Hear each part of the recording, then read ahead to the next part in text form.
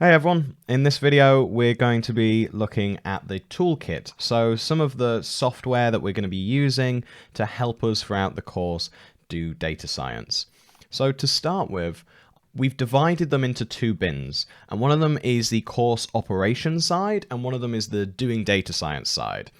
And I guess it's worth knowing that the data science side, regardless of if we're doing everything in person or everything remotely, would stay exactly the same. All of that stuff is exactly the same as it has been in previous years, including last year where we did do more stuff digitally than we're doing this year.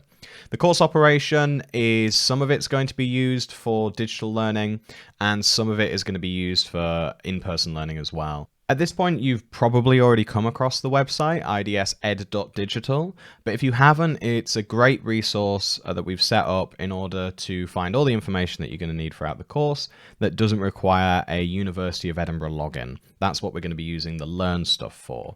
And that's because these materials have been adapted from open source content on the internet, and we want to be able to continue that and make sure that the content that we develop for this course this year is also available outside of the university as well, whilst locking off some things only to university students. And that's how we're kind of using the website and Learn together in this instance.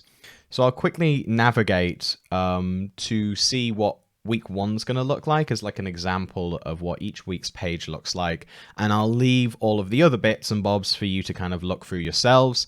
The only one that I do really want to point out is the setup and troubleshooting. It's right at the bottom here, and that's very useful for when you're starting to get going as well. A lot of the information on the other tabs we've already went through in the previous video. So here we are now on the website for the course. You can see that this is the home page. You can always navigate back here by clicking home. And as the weeks go on, you're going to see these week links popping up. There'll be like 2 and 3 and 4, but this is the one for week 1. And as I said before, there's all these other links for things that are in the sidebar here, and you can navigate to them on the home page as well. So if we click on week 1, and we'll just kind of go through it, we can see what week where we're in, what the dates are, maybe that'll be useful, the tasks that you're meant to be doing this week. So if you're ever a bit unsure about what you need to be doing for the course in a week, a good place to check is these tasks associated with the week that we're in. And typically they're just going to be like, watch the videos, do the reading, complete the assignments, sometimes something more specific for the week. So this week, the specific one is to follow the first time setup instructions, and that's to get you set up on GitHub and RStudio Cloud if you haven't already done that. But other than that, if you've done that, then you can move on to the videos, which you probably already have at this point because this is one of the videos. So you may have navigated here through the YouTube playlist or the Media Hopper playlist. But if not, you can navigate to specific videos via the website here, either through the YouTube links or the Media Hopper links. You can also get access to the slides as well by clicking here. Now I've made some additional links, and these are going to be bits of information that might be useful to help you with something that's in the video. Maybe it's like a GitHub link, so to link to the repository that we mentioned in the video. It may be that we add an errata, which is just a correction or some additional information that we want to add to the video. And that's where, rather than completely redoing the whole video just to add something small, we're just going to add a little note to help add additional information or just make any corrections. So that's what the errata is. And if you're watching any of the videos and you find any mistakes or little corrections that you think need made, send us a message either on Piazza or you can email us, and we'll put it in the errata if we think that other students will find that useful too. And yeah, so let's scroll down to the assignments. That's the videos. So in the assignments, this is where we list what you need to be doing for part of the assessments for the course. So what's graded work. Now in the first week, you'll see this note saying we're not grading week 1 work. These are the quiz 0, lab 0, and homework 0. We're not going to be grading those ones. These are examples for you to test out the workflow. We highly, highly recommend that you do them because they're really going to kind of iron out any issues you have around getting the work, working on the work, and then pushing it back so we can mark it. Obviously, when we get into some of the later weeks and we are going to be marking that work, if you haven't already nailed down how to do the workflow for these things, you might struggle to make sure that you submit your work in time, and we don't want that. So please do, even though they're not marked, go through them, and they're examples of what to expect. And they're also, the syllabus data will help point out any information that you've potentially missed, and maybe you can go and read the relevant bit on the website.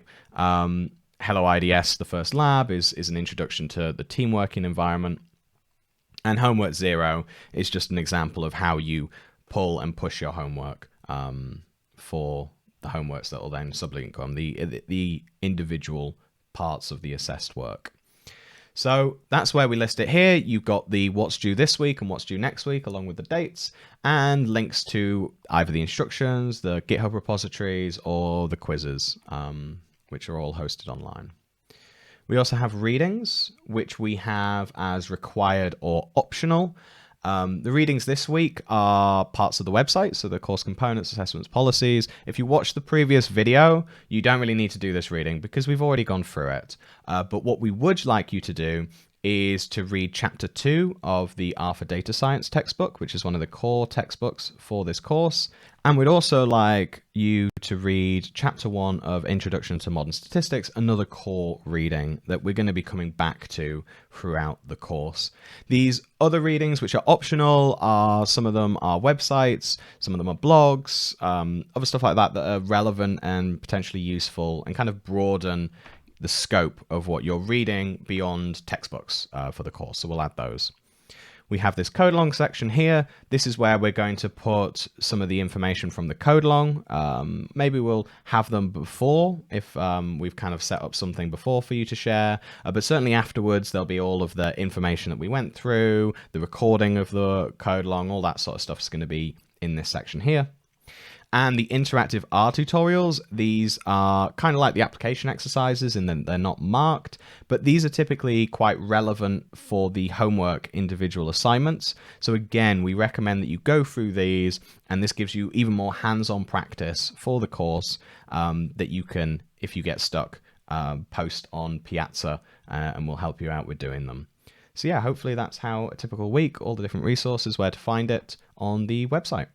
We also have the Learn page, and on the Learn page, this is where we are going to be sending stuff that's specific to you as a student of at the University of Edinburgh taking this course. So these are going to be like announcements, which are going to be specific to the course, where I'll announce, hey, the videos are up, or this was an issue that people have been wondering about, anything that we need to kind of get out to you. These announcements are both kept on the Learn page, but also they'll be emailed to you as well, directly to your University of Edinburgh email. So please keep checking that University of Edinburgh email for any current up-to-date information that I feel that we need to push out that can't wait until the Friday's workshop.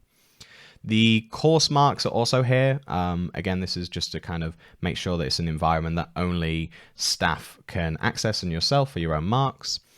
And there's also going to be links to join the Piazza, join the R Studio Cloud, and join the Zoom sessions. And again, this needs to be locked in Learn, so only valid University of Edinburgh students enrolled in the course can have access to them. So that's why we have this separation between the website and the Learn page. There's also going to be a number of links on the Learn page too. Most of those links are just going to take you to the IDS website anyway, but feel free to use the Learn as your main one if you feel like it, but it's always probably going to just take you to the website anyway, otherwise, because that's where we update the information predominantly. For the digital sessions, such as the code-alongs, or if you're engaging in workshops digitally for whatever reason, then we're going to be using Zoom as our way of connecting us together for that. And also for the student hours as well, we're also going to do one student hour per week that's on Zoom. If you saw the previous videos, you'll notice that I've mentioned that we're going to do one on Zoom and one in person as well. The times for which will come in week 2. So we strongly recommend you use the app. So depending on if you're on Windows or Mac or something, if you go on the Zoom website, you'll be able to download a program for your computer rather than using the web interface. And that's because in the app, there's more options for us to use. And typically we found last year, certainly, that those using the apps just had a smoother time of being able to join the session. And the main reason for that is because we want you to sign in with your SSO information. So the SSO is just the University of Edinburgh. It's how we lock bits of content for valid students. And so the SSO, you just need to type in ed-ac-uk, and that will take you to a login page for the university, which will then sign you in as a University of Edinburgh student. And then when you do that, that means mostly the big benefit is that you'll typically come straight into the session that you're joining. Otherwise, you'll probably get stuck in a waiting room, and you'll just have to wait until either myself or Alex notices that you're in the waiting room to let you in properly. And again, this is just to ensure that only people who have valid University of Edinburgh accounts are able to access these sessions. So please try and make sure that you're using your University of Edinburgh account through this sign-in with SSO. And if you have any issues, please reach out to us. We'll make sure that you're able to access these sessions on Zoom. So I've mentioned in the previous video, so I'm not going to go over it too much here, that we're using Piazza, which is a web forum for content-related questions and other questions you may have in the course. Also, there's going to be spaces for teams to talk about once you're in your teams for the course. This is a great place to have conversations with students, not only getting answers from the instructors, but also answering other questions from students is going to make your own questions a lot better as you realize how to ask questions in a way that is easier for other people to then answer them. So when you're coding and you're asking coding questions, there's better ways of asking questions that mean that you're going to get answers quickly. And at the end of the course, hopefully that's something that you can take, and when we're not providing course forums, but you're maybe looking at somewhere like Stack Overflow, which is a public coding forum, you'll have an idea of how to ask questions and how to get answers beyond this course. And so engaging with the Piazza, posting questions, answering questions is really going to help you long term with coding and data science in general. So it's something that we really recommend you engage with. We are going to have prizes for those who helped out people the most at the end of the course. There'll probably be stickers and stuff. It's tokenistic. It's not going to count towards your final grade, but we really do appreciate it when there's an active community on the Piazza. It makes our life easier as instructors, and it also means that we can have much better discussions, and the learning outcomes generally are a lot better when there's an active conversation happening on these forums about the course content. So another thing that you can do with Piazza, which is great, which we can't do via email, is you can search where we've answered similar questions previously. So if we've been answering questions from other students, your question might be very similar or the same, and you can just use the search bar, it's in the top left, to have a look and see if that question's already been answered, and maybe there'll be more detailed information already there by other students and by the instructors. So that's why we're predominantly using this platform for most of our communication for this course. On the setup and troubleshooting tab of the website, you'll also see this posting on Piazza guidance that we've provided. So if I just click on that, you can see that this gives you an introduction to what Piazza is, and also how to structure questions, how to post questions, and more information of how you can format it. So Piazza is really good at being able to format code appropriately, so other people can then literally take that and start running it on their own system. So there's some really useful tools that if you want to create questions that can be answered even quicker and are more useful for other people, that you can kind of dive in here as the course goes on, and refer to the information of how you can post really good questions on Piazza.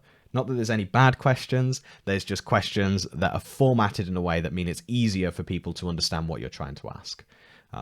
So yeah, please go on this page if you're interested in learning more of how to format your Piazza questions so it's easier for others. The most important thing is, rather than knowing which tool to use for which thing, it's just to stay engaged with the course and to keep coming back every week and doing tasks and asking questions and participating. So please, if you're having any problems or you're not knowing where to go, just ask questions to myself, to Alex, to the tutors in the workshops, and coming along to any of the other help that we provide on this course. You can have a look on the help page of the website for more information on where you can access various information and how you can get help. But please stay engaged, and I really hope you enjoy the course. I'm now going to throw it over to Mina, because as I mentioned before, there's a load of tools that we're going to be using specific to data science that we'll be using any other year. So I'm going to let her explain what those tools are and how we're going to use them.